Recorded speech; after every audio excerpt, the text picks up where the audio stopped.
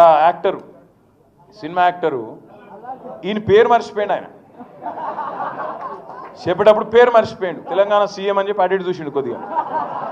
మనవానికి ఆయన ఎక్కడో తలిగింది. అయితే నేనేమంటున్నా, గింత అన్యాయం అని పేరు మర్చిపోతే జైలు పెడతావు. ఇక గట్ల తయారైండు మన చిట్టినాయుడు. శ్రీతేజ్ అనేటువంటి అబ్బాయి ఎవరైతే ఉన్నారో, సినిమా చూడడానికి వెళ్ళి తొక్కిసలాటలో గాయపడ్డటువంటి శ్రీతేజ్ అనేటువంటి అబ్బాయిని పరామర్శించడానికి రావడం జరిగింది.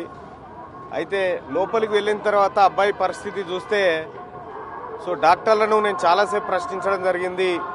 మీరు ఒక డేట్ ఏమైనా చెప్పగలుగుతారా రికవరీకి అంటే, మేము చెప్పలేం సార్, ఇది ఏడాది పట్టొచ్చు, 4 ఏళ్ళు పట్టొచ్చు, ఎన్ని రోజులైనా పట్టొచ్చు అని చెప్పి వాళ్ళు చెప్తా ఉన్నారు.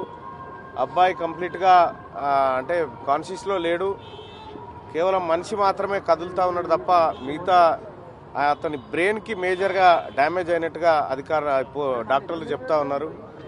అబ్బాయి త్వరగా కోలుకోవాలని మనమంతా అనుకున్నప్పటికీ ఇక్కడ పరిస్థితులు చూస్తూ ఉంటే అందుకు భిన్నంగా కనిపిస్తూ ఉన్నాయి.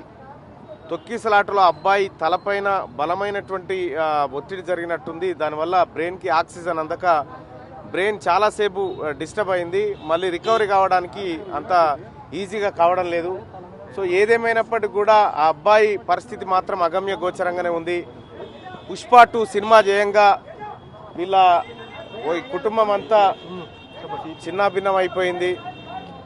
మరి సినిమా వాళ్ళు ఎంతమంది వస్తున్నారు, ఏం చేస్తున్నారని తెలియదు. కానీ మొత్తానికైతే ఈ బెనిఫిట్ షోలు, ఈ షోలు, ఆ షోలు అని చెప్పి ఈ కార్యక్రమాలు పెట్టి అభిమానులు ప్రజల ప్రాణాలతో చెలగాటమాడుతూ ఉన్నాయి సినిమా రంగాలు. ఈ అంశం మీద కూడా రేపు సభలో మాట్లాడాలనేటువంటి ఉద్దేశంతో ఇవాళ ప్రత్యక్షంగా చూసుకోవడానికి వచ్చిన, రేపు మండల్లో ఈ అంశం పైన ఈ సినిమాలు బెనిఫిట్, తద్వారా ఏది ప్రజల ప్రాణాలంటే లెక్క లేకుండా వ్యవహరిస్తున్నటువంటి సినీ పరిశ్రమ, వీటన్నిటి గురించి రేపు మాట్లాడడం కోసం ఇవాళ అబ్బాయిని చూడడం జరిగింది. అలాగే వాళ్ళ తండ్రి గారిని, ఆ పాపను కూడా పరామర్శించడం జరిగింది.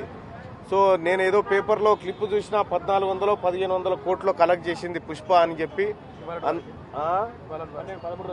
అందులో ఒక 10% అన్న ఈ అబ్బాయి కుటుంబానికి ఇవ్వాలి వాళ్ళు వచ్చిన లాభాలలో అని చెప్పి చెప్తాను. దాంతో వాళ్ళ కుటుంబాన్ని బాగు చేయలేం, కానీ ఇంకోసారి ఇటువంటివి చేయకుండా ఉంటారు.